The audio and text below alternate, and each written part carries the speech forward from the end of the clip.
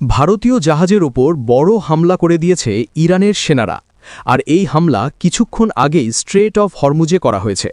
আর বিশ্বাস করুন, যখন হামলার খবর এলো তখন ভারত সরকারের যে শ্বাস ছিল সেটা একেবারে থমকে গিয়েছিল। এটা এই জন্য কারণ এটা ভারতের কোনো সাধারণ জাহাজ ছিল না। এটাকে ব্যবসার দিক থেকে ভারতের সুপার ক্যারিয়ার মানা হয়, কারণ এই জাহাজটা খুবই বিশাল আকারের। এটাকে সুপার ট্যাঙ্কার নাম দেওয়া হয়েছে, কারণ সাধারণ যে তেলবাহী জাহাজ থাকে তার তুলনায় এটা একবারে ৩ গুণ পর্যন্ত তেল নিয়ে যেতে পারে। আর যুদ্ধের মতো পরিস্থিতিতে এটা আরও কাজে লাগে, কারণ যুদ্ধের সময় স্ট্রেট অফ হরমুজ থেকে তেল বা গ্যাস বের করার জন্য খুব অল্প সময় পাওয়া যায়। তখন একবারে ১ বা ২টা ট্যাঙ্কারই বের করা যায়।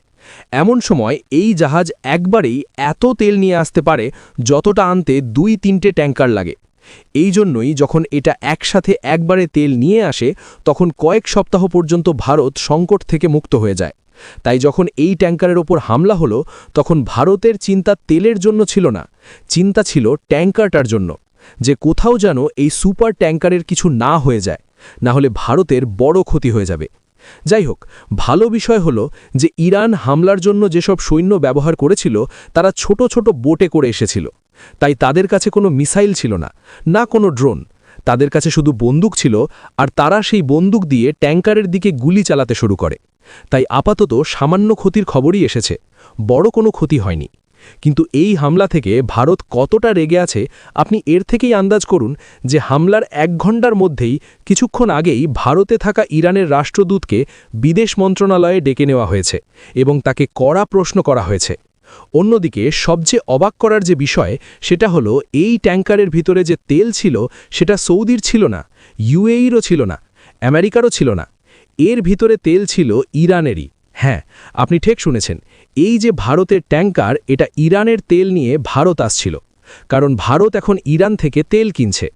এমন অবস্থায় নিজের দেশের তেলের ওপর ইরানের সেনা কেন হামলা করল, এটা ভেবে ইরানের সরকারও অবাক হয়ে গেছে। আর তারা এখন বলেছে যে তারা এই ঘটনার তদন্ত করছে, কারণ যখন এই ট্যাঙ্কারকে স্ট্রেট অফ হরমুজ দিয়ে যাওয়ার পুরো অনুমতি ছিল আর এর ভিতরে ইরানেরই তেল ছিল, তখন এই হামলা ইরানের কোন ব্রিগেড করল, কোন কমান্ডারের জন্য দায়ী? ইরানে তদন্ত শুরু হয়ে গেছে। কিন্তু এই মুহূর্তে ভারতের রাগ তো চরমে আছেই, কারণ ভারত কড়া সতর্কবার্তা দিয়েছে যে আমরা এখন ইরানের পাশে দাঁড়িয়ে আছি, কঠিন সময় ইরানকে সাহায্য করছি, আর ইরান থেকে কাঁচা তেল কিনে আমরা ইরানের উপকার করছি। কারণ আমেরিকা ইরানের উপর এত নিষেধাজ্ঞা চাপিয়ে দিয়েছে, ব্লকেড করে দিয়েছে যে তারা কারো কাছে ১ ফোঁটা তেলও বিক্রি করতে পারছে না। এমন অবস্থায় আমরা তাদের থেকে তেল কিনে তাদের উপকার করছি। আর যদি ভারতের এই উপকারের বদলে এমন আচরণ পাওয়া যায় তাহলে ভবিষ্যতে ভারত উপকার করার আগে শতবার ভাববে। কারণ এখানে আসল বিষয় তেল না। আমি শুরুতেই বলেছি, এই পুরো হামলার সময় তেল নিয়ে কোনো টেনশনই ছিল না, কারণ তেল তো আমরা অন্য জায়গা থেকেও কিনে নেব। আমাদের চিন্তা এটা ছিল যে ট্যাঙ্কারটা যেন নিরাপদ থাকে, কারণ এমন সংকটের সময় তেলের ট্যাঙ্কার খুবই বেশি মূল্যবান জিনিস হয়ে যায়।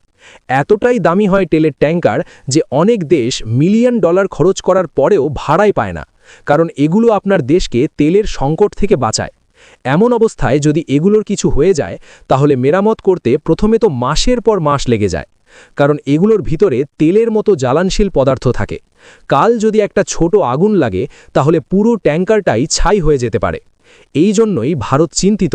আর আপনি একটু ভাবুন যে কোম্পানির এই ট্যাঙ্কার যারা ভারত সরকারকে ভাড়ায় দিয়েছে তেল বহন করার জন্য, তারাও রেগে যেতে পারেন যে আপনি তো আমাদের মেরে ফেলবেন, আপনি তো আমাদের এমন জায়গায় পাঠাচ্ছেন যেখানে আগে তেলের ট্যাঙ্কারগুলোতে তেল ভরবে আর তার কয়েক কিলোমিটার গিয়েই আমাদের ট্যাঙ্কারের উপর নিজেরাই হামলা করে দেবে। এই জন্যই ভারত সরকারের সেই তেল ট্যাঙ্কার কোম্পানির সাথে সম্পর্ক খারাপ হতে পারে, যার প্রভাব ভবিষ্যতে ভারতের উপর পড়তে পারে। এই কারণেই ভারত রেগে আছে। আর ভারত এই সময় ইরানের কাছে কড়া ভাষায় প্রশ্নও করছে। আর এই কারণেই ভারত ইরানের বিরুদ্ধে কিছু পদক্ষেপও নিতে পারে। এই জন্যই চ্যানেলটা সাবস্ক্রাইব করে নিন, কারণ যাই পদক্ষেপ হবে তার বিস্তারিত রিপোর্ট আর পুরো বিশ্লেষণ আমি আপনাকে দেব। অন্যদিকে বলা হয়, বড় খেলা অনেক সময় চোখে পড়ে না, বাইরে থেকে ছোট আর সাধারণ মনে হয়, কিন্তু ভেতরে ভেতরে অনেক বড় প্রভাব ফেলে। ঠিক এমনই একটা বিষয় এখন ভারতীয় বাজারে ধীরে ধীরে সামনে আসছে। প্রথমে দেখলে মনে হবে সাধারণ ব্যবসা চলছে, 2 প্রতিবেশী দেশের মধ্যে স্বাভাবিক বাণিজ্য। কিন্তু একটু গভীরে গেলে বোঝা যাচ্ছে এই খেলাটা আসলে অনেক বড়, আর এর প্রভাব সরাসরি ভারতের অর্থনীতি, শিল্প আর কৃষির ওপর পড়তে পারে। ধরুন আপনি বাজারে গেলেন আর দেখলেন একটা জিনিস হঠাৎ করে অনেক সস্তা হয়ে গেছে। স্বাভাবিকভাবেই আপনি খুশি হবেন, কিন্তু একটু ভেবে দেখুন জিনিসটা এত সস্তা হলো কিভাবে। এই প্রশ্নটাই এখন ভারতের বাজারে উঠছে, কারণ হঠাৎ করে কিছু পণ্যের দাম এত কমে গেছে যা স্বাভাবিক বলে মনে হচ্ছে না। আর এখান থেকেই পুরো গল্পের শুরু। এই গল্পের কেন্দ্রবিন্দুতে আছে আমাদের প্রতিবেশী দেশ নেপাল। ভারত আর নেপালের মধ্যে অনেক বছর ধরে এমন একটা বাণিজ্য চুক্তি আছে যার ফলে নেপালে তৈরি পণ্য ভারতে প্রায় শুল্ক ছাড়াই ঢুকতে পারে। এই ব্যবস্থার মূল উদ্দেশ্য ছিল নেপালের অর্থনীতিকে শক্তিশালী করা এবং দুই দেশের মধ্যে সম্পর্ক ভালো রাখা। কাগজে কলমে সবকিছু একদম ঠিকঠাক দেখায়, কিন্তু সমস্যা শুরু হয় যখন পরিসংখ্যানগুলো খেয়াল করে দেখা হয়। হঠাৎ করে দেখা গেল নেপাল থেকে কিছু নির্দিষ্ট পণ্যের রপ্তানি খুব দ্রুত বাড়ছে, আর আশ্চর্যের বিষয় হল সেই পণ্যগুলো নেপালে ততটা উৎপাদনই হয় না। তখন স্বাভাবিকভাবেই প্রশ্ন ওঠে, এটা কিভাবে সম্ভব? এখানেই আসল খেলাটা বোঝা যায়। বাইরে থেকে কাঁচামাল, যেমন কাঁচা তেল বা তেলবীজ, অন্য দেশ থেকে নেপালে আনা হচ্ছে। সেখানে খুব অল্প পরিমাণে প্রক্রিয়াকরণ করা হচ্ছে, মানে একটু রিফাইনিং, একটু প্যাকিং। তারপর সেই একই জিনিস মেড ইন নেপাল হয়ে ভারতে ঢুকছে। আর যেহেতু এটা নেপালের পণ্য হিসেবে ধরা হচ্ছে, তাই এর ওপর প্রায় কোনো শুল্ক লাগছে না। এখন প্রশ্ন হলো, এতটুকু পরিবর্তন করলেই কি কোনো জিনিসকে নতুন দেশের তৈরি বলা যায়? এই জায়গাটাই পুরো বিষয়টা নিয়ে বিতর্ক শুরু হয়েছে, কারণ কাগজে সবকিছু বৈধ হলেও বাস্তবে এটা অনেকটা নিয়মের ফাঁক ব্যবহার করার মতো দেখাচ্ছে। এর প্রভাবটা খুব পরিষ্কার। যখন বাজারে এত সস্তা পণ্য ঢুকে পড়ে, তখন দেশের নিজের শিল্প সমস্যায় পড়ে। ছোট ছোট ব্যবসায়ী আর মাঝারি শিল্পগুলো প্রতিযোগিতায় টিকতে পারে না। তাদের উৎপাদন কমে যায়, লাভ কমে যায়, আর অনেক সময় বন্ধ হওয়ার পরিস্থিতিও তৈরি হয়। ধীরে ধীরে এটা শুধু ব্যবসার সমস্যা থাকে না, এটা বেঁচে থাকার লড়াই হয়ে যায়। অন্যদিকে নেপালের জন্য এটা একটা বড় সুযোগ হয়ে দাঁড়িয়েছে। তারা এই ব্যবস্থাকে ব্যবহার করে নিজেদের আয় বাড়ানোর চেষ্টা করছে।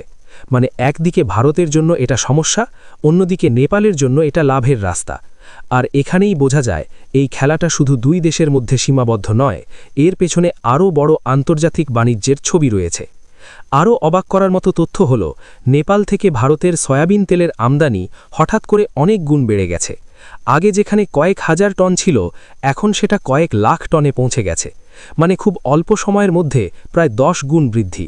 অথচ নেপালে এত বড় পরিমাণে তেল উৎপাদনই হয় না। তাহলে এই তেল আসছে কোথা থেকে? এখানেই সামনে আসে তৃতীয় দেশগুলোর ভূমিকা। মালয়েশিয়া, ইন্দোনেশিয়া, আর্জেন্টিনা, ব্রাজিলের মতো দেশ থেকে কাঁচা তেল নেপালে আসছে। সেখানে অল্প প্রক্রিয়াকরণের পর সেই তেল ভারতে পাঠানো হচ্ছে। এতে করে সরাসরি ভারতে এলে যে শুল্ক দিতে হতো, সেটা এড়ানো যাচ্ছে। এই বিষয়টা নিয়ে ভারতের শিল্পমহল ইতিমধ্যেই উদ্বেগ প্রকাশ করেছে। তারা সরাসরি প্রধানমন্ত্রী নরেন্দ্র মোদীর কাছে বিষয়টা তুলে ধরেছে। তাদের বক্তব্য পরিষ্কার, এটা সাধারণ বাণিজ্য নয়, বরং একটা পরিকল্পিত উপায়ে নিয়মের ফাঁক ব্যবহার করা হচ্ছে। এই পরিস্থিতিতে ভারতের ভেতরে অনেক পরিবর্তন দেখা যাচ্ছে। অনেক রিফাইনারি কম কাজ করছে, কিছু ক্ষেত্রে প্রায় বন্ধ হয়ে যাওয়ার অবস্থাও তৈরি হয়েছে। কর্মসংস্থানের ওপরেও এর প্রভাব পড়ছে। আর সবচেয়ে বড় আঘাতটা আসছে কৃষকদের ওপর, কারণ সস্তা বিদেশি তেল বাজারে এলে দেশীয় ফসলের চাহিদা কমে যায়। এখন ভারতের সামনে বড় চ্যালেঞ্জ হল কিভাবে এই পরিস্থিতি সামলানো যায়। একদিকে প্রতিবেশী দেশের সঙ্গে সম্পর্ক বজায় রাখতে হবে, অন্যদিকে নিজের দেশের স্বার্থও রক্ষা করতে হবে। তাই সরকার এখন খুব ভেবেচিন্তে পদক্ষেপ নিতে চাইছে। একটা পথ হলো নিয়ম আরও কঠোর করা, মানে সত্যি নেপালে কতটা প্রক্রিয়াকরণ হচ্ছে সেটা খতিয়ে দেখা। আর যদি নিয়ম ঠিকভাবে না মানা হয়, তাহলে সেই সুবিধা বন্ধ করা। আরেকটা পথ হলো নিজের শিল্পকে শক্তিশালী করা, যাতে তারা প্রতিযোগিতায় টিকতে পারে। তৃতীয় পথ হল পুরো ব্যবস্থার উপর নজরদারি বাড়ানো। এই পুরো ঘটনাটা আমাদের একটা বড় শিক্ষা দেয়। এখনকার বিশ্বে বাণিজ্য শুধু পণ্য কেনা বেচা নয়, এর সঙ্গে জড়িয়ে আছে কৌশল, পরিকল্পনা আর আন্তর্জাতিক সম্পর্ক। প্রতিটি দেশ নিজের লাভের জায়গা খুঁজছে, আর সেই অনুযায়ী চাল চালছে। শেষ পর্যন্ত এটা শুধু নেপাল বা ভারতের গল্প নয়, এটা সেই বদলে যাওয়া বিশ্বের গল্প, যেখানে নিয়ম একই থাকলেও খেলাটা বদলে যাচ্ছে। আর এই খেলায় কে এগিয়ে থাকবে, সেটা নির্ভর করবে কে কতটা বুঝে আর কতটা সঠিক সময়ে সঠিক সিদ্ধান্ত নিতে পারে।